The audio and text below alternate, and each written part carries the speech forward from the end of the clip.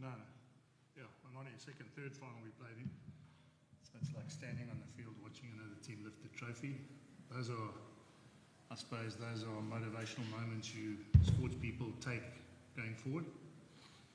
But Mike, I think you've got to understand, this is not a normal rugby team. You know?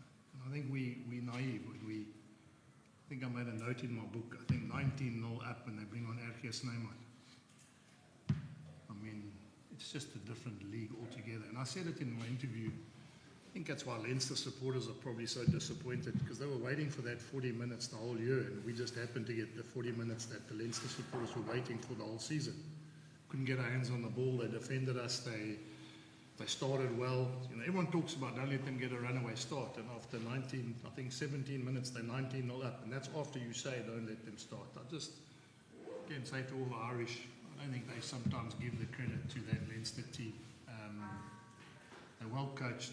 They must say they're fantastic guys as well. I have not met many times, but I saw Josh Van Vliet today. I mean, world class. World class as a person.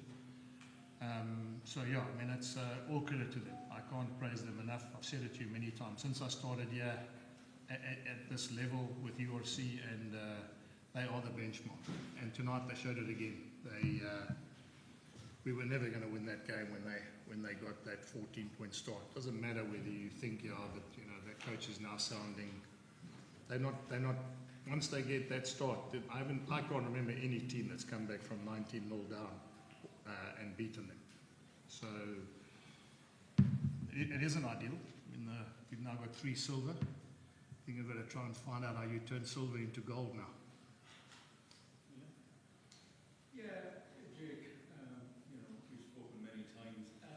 Were you disappointed with the start that you made and the fact that you didn't really fire a shot in that first half?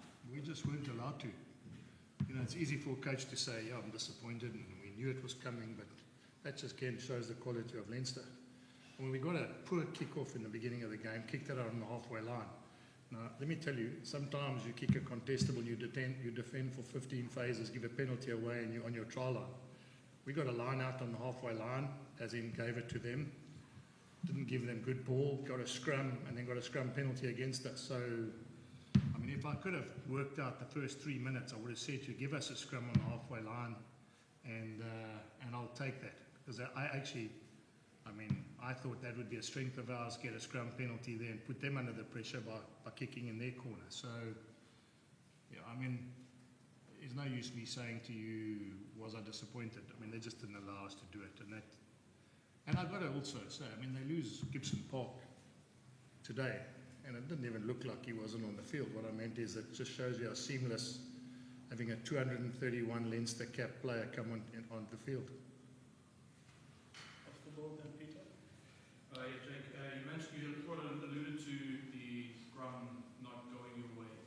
What are you putting that down to today? Obviously, Andrew Porter hasn't had the cleanest of records in terms of being scrum penalised.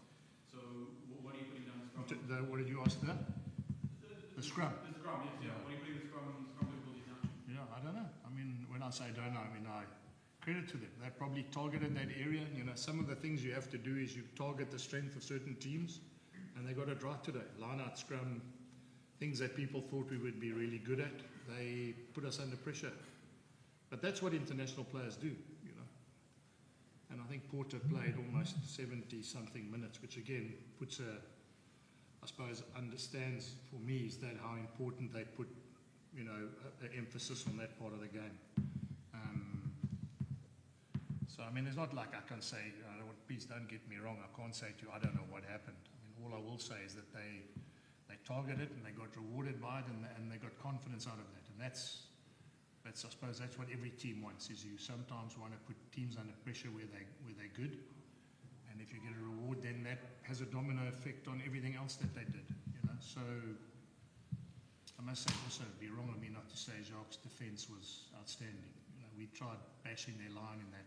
Last week I sat in a press conference and I said to you guys that we won the game against the Sharks based on the last 5 minutes of defence before the half-time, and it wasn't the same because they had won the game when they were so far ahead of us. But the fact that they kept us out just before half-time must have been a massive boost for them. On that defence, sorry, the Bulls are famed for their physicality, particularly on the side of the world that everyone sort of rages about the Bulls' physicality. You never got over the game line really with your carries. A word on that? Yeah, well, I mean, just a credit to Jacques and the defence. They didn't allow us to. Probably were a little bit one-off instead of running in numbers. We didn't have people around the ball to create pressure. And that's what happens when you're under, when you're under the pump against a good team. So of course I'm sitting here saying to you, geez, I mean, it's not ideal, but you've got to give credit where credit's due. And this is, out of the 3 finals, it's by far the toughest final we've had. And I make no bones about that. That was another level up. That was test rugby. We turn the ball over, or they turn the ball over, and I look up, and I think there's space. And when I look, there's 3 of their players run back, and it's like everything's in fast forward. So that was even for the players. They saw a different intensity and tempo and organised picture than they've seen the whole season. And then not to single anybody out, but you mentioned test match rugby. You've got a 98 cap Springbok in Billy LaRue on the pitch. He didn't have his best game today. A couple of errors, that cross-field kick basically to James on the red basket in his own 22. Was that a game plan that you wanted this cross-field kick so early? No, we don't ever tell Billy what to do. It either works or it doesn't work. You know that, But I think if he's got 98 tests, I think he's probably got 1/20th of what those Irish players have in terms of the numbers. Sometimes players, that's what happens when the pressure just comes from the front all the way to the back. I mean, we can't look at Billy and go, what happened there? I mean, it was very simple. Scrums, we got penalties away, lineouts, we got poor ball. Defensively, we couldn't carry through them. And I'm repeating, that's a quality Irish provincial team. It's a really quality provincial team. And I think Leinster public, I've been reading lots and listening to all these podcast shows, and the reason they're disappointed, they wanted to see that 40 minutes replicated every single Saturday against everybody. Because we were trying. It wasn't like we weren't trying. Thank you.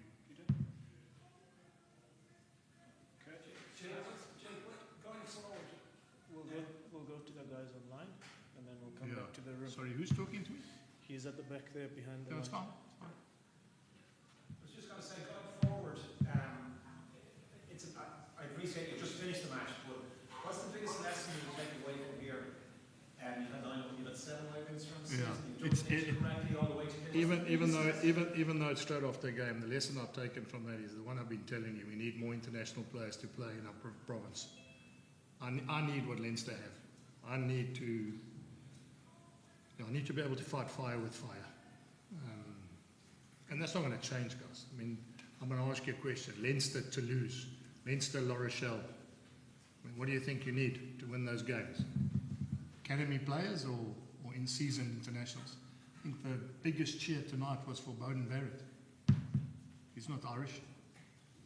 So, I mean, please don't take it the wrong way. That's what I'd love to get. I'd love to be able to sit in a coach's box and 19-0 up, say, okay, warm up, and then put him on and let him menace the defence and like he did tonight. Even though he's going to do it, he still does it. So it's irrelevant, asking me, because that has been from the day I took over this job.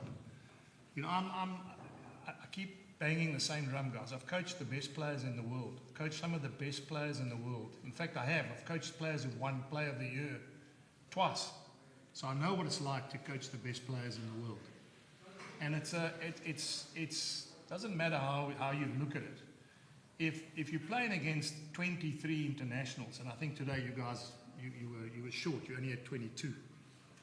I mean, there's a complete and utter difference. As I said, I watched that show the other night against the Head. McGrath, Byrne, two. They haven't been picked for any international now with the Lions in the summer tour. 3 internationals, 12 Irish players going on the summer tour, and 13 British and Irish Lions if you count Caelan Doris, who's injured. No, that's not a provincial team, guys. That's a phenomenal provincial team. That must be the best Leinster team.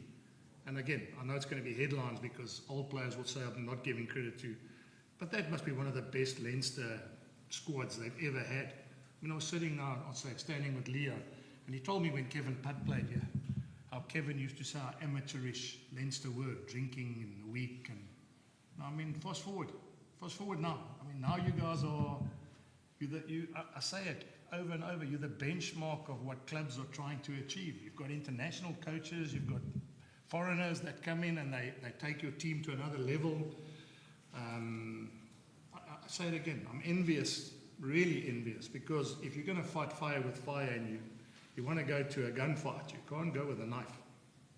You need to start bringing in foreign players. Can we just do the live questions and the new written? That's all right. Perfect. Thanks. I'm just going to. Simnigiwata Vanessa online. Sorry, are we going here now? Yeah. Yeah. Can we have two questions from the Zoom, please? Simnigiwata Vanessa.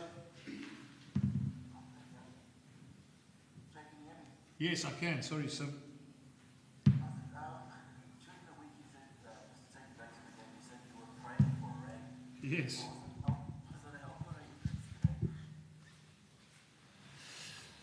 Yeah, I was just praying for rain because I thought we'd have more stop-start rugby, and I thought, to be fair, we'd probably have more scrums. But in hindsight, thank God it didn't rain, because then we would have had even more scrums. So I just wanted to be, I mean, weather is a leveler. I mean, anyone who, it's the way it works. Weather is a leveler, and I thought that playing against such a international-laden team that's desperate to do well, that maybe the rain would have been a positive factor for us. So to answer your question, I don't think it made any difference today, but I was hoping that it would be pelting down. Then the last one, obviously after 3 finals which you haven't been able to get over the line, today was pretty certain that you would end it off anyway. After that though, where to for you and for the team? Yeah, I'm going on I'm going on holiday. That's where I'm going.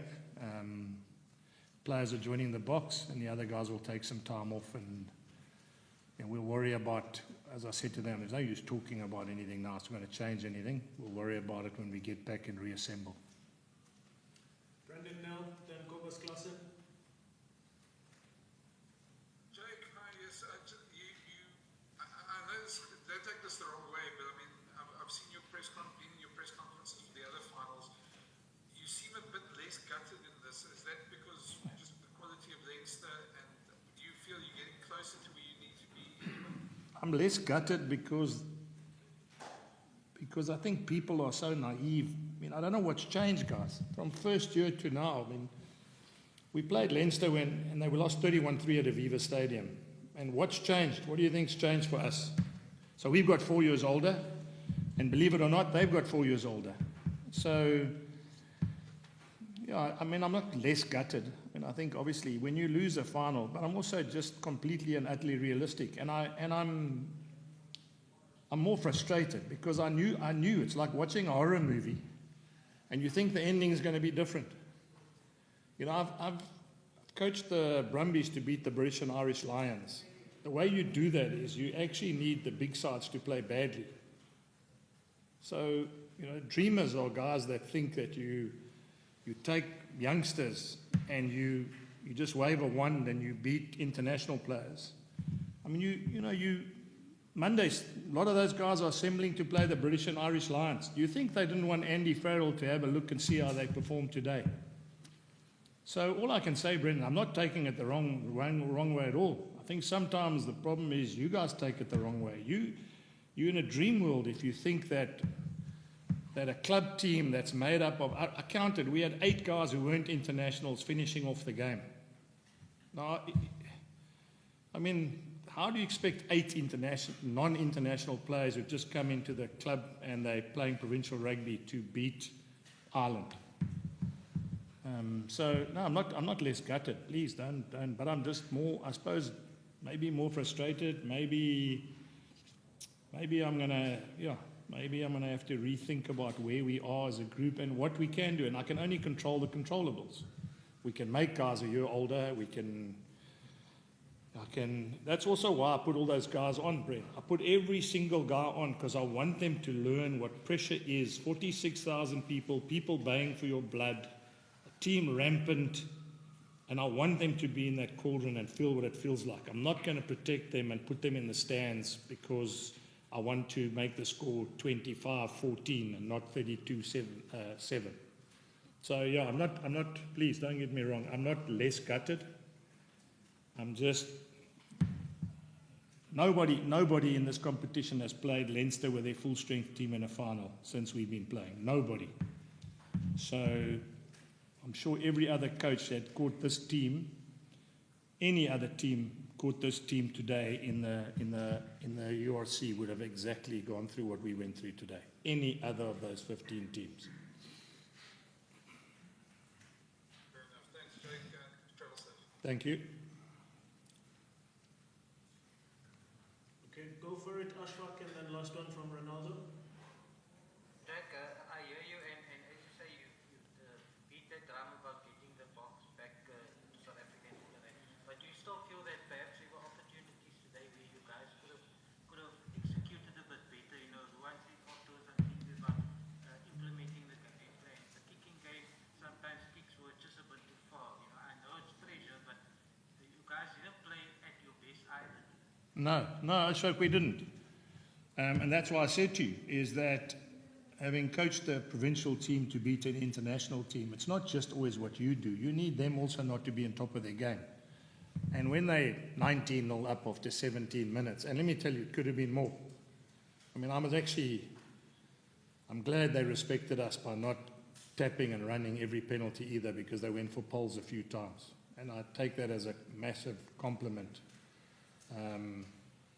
But we weren't good, and I'm not for one minute going to sit here and tell you that's but that's what happens. The level of the time and space and the intensity of playing test rugby, I'm not giving you a lesson, but everyone knows that. The difference between school, club, provincial rugby and test rugby is the time and space becomes less and less and less, and your skill sets are under more and more pressure.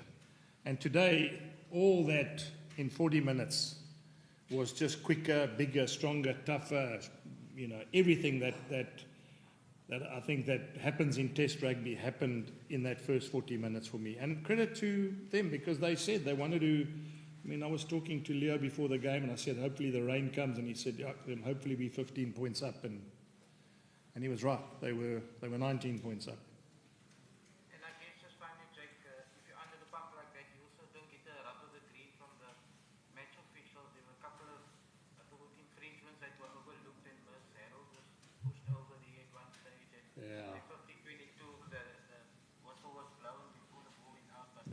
No, it's fact, we probably needed more.